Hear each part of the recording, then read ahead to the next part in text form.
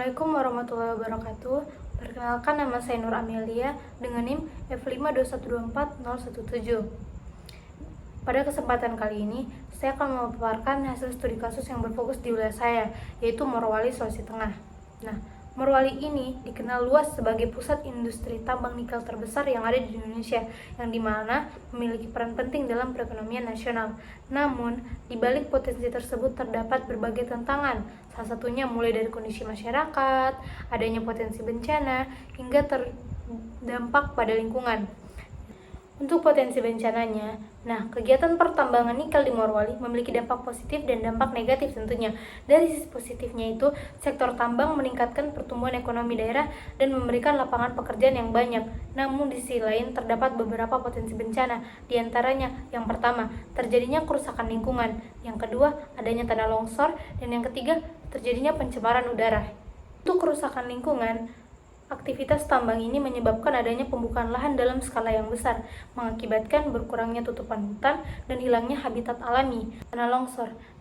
Untuk tanah longsor sendiri ini terjadi karena adanya proses penambangan yang mengubah struktur dan kestabilan tanah sehingga membuat wilayah sekitar tambang rawan mengalami longsor, terutama saat adanya curah hujan yang tinggi. Longsor ini tidak hanya merusak infrastruktur tambang, akan tetapi juga berpotensi untuk menimbun pekerja ataupun warga sekitar. Pencemaran udara. Pencemaran udara ini terjadi karena adanya asap dari smelter dan pembangkit listrik berbasis batu bara yang menghasilkan adanya polusi udara berupa debu halus dan sulfur dioksida yang dapat menyebabkan terjadinya penyakit pernapasan. Morowali merupakan salah satu kabupaten di pesisir timur Sulawesi Tengah dengan luas wilayah sekitar 3.037 km persegi dan pusat pemerintahan di Bungku. Secara geografis, wilayah ini berbatasan langsung dengan Teluk Tolo bagian timur, sehingga memiliki garis pantai yang cukup panjang. Morowali dikenal sebagai kabupaten yang memiliki sumber daya alam yang melimpah, terutama nikel, sehingga menjadikannya pusat industri pertambangan berskala internasional melalui keberadaan PT IMIP.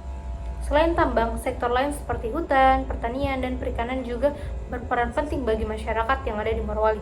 Kehadiran kawasan industri tambang di Morowali ini telah mendorong adanya pertumbuhan ekonomi daerah, pembangunan infrastruktur, serta perkembangan pemukiman masyarakat di sekitar kawasan industri.